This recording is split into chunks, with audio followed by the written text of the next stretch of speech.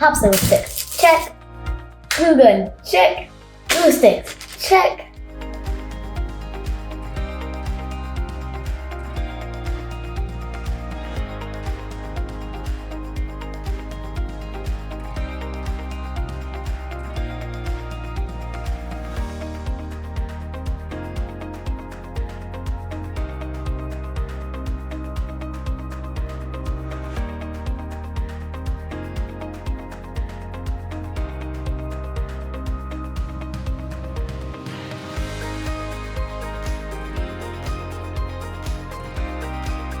I think this one is the strongest because I think it has the most popsicle sticks and it has like a bunch of layers. I think the medium one is gonna be this one.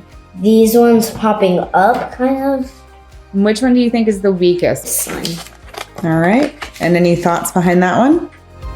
It's the one on the left. Now we're gonna be load testing the bridges. What we're going to do is make sure that the distance is the same for every bridge as far as how far it's spanning.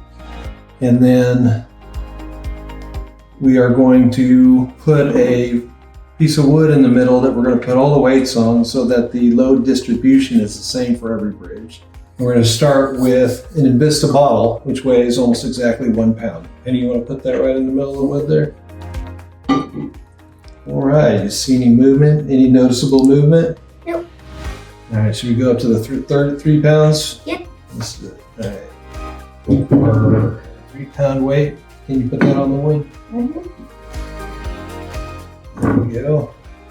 So we weren't able to fail the bridge with the 25 pounds of normal weights that we had, so we're going to have to use some dumbbell weights and see if we can't get this bridge to fail.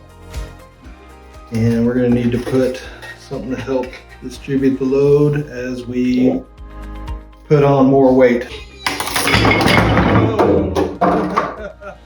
It failed in bending, and all the members, you can see how they're kind of fractured on the bottom and crushed at the top.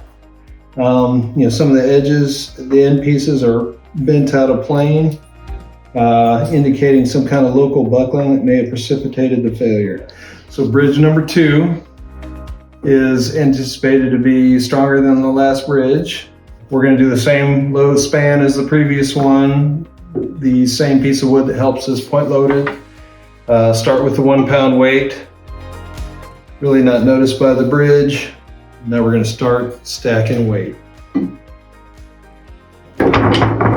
So for this bridge, we didn't have the catastrophic cracking and breaking of the members that we had in the last bridge.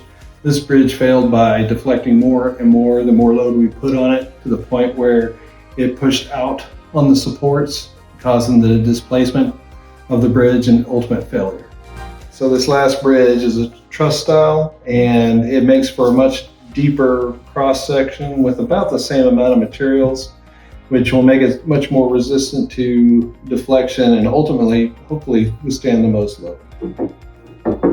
All right, we're probably going to start pretty big on the loading. Well, I think this one's the winner. Definitely, it took all our weight. So this is the one that you said that was the weakest. It actually took the second most loading, of which we tested here today. So it ended up being not the weakest. This one started failing. It wasn't catastrophic and it didn't break members, but it was bending as we kept adding load, and that's another type of failure.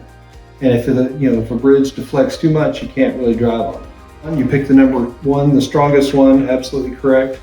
It had the deepest cross section. It put its members in tension down at the base and acted more as a complete unit than some of these others. The coolest thing that I learned is that different bridges made out of popsicle sticks can be used differently. They can also hold the different amount of weight.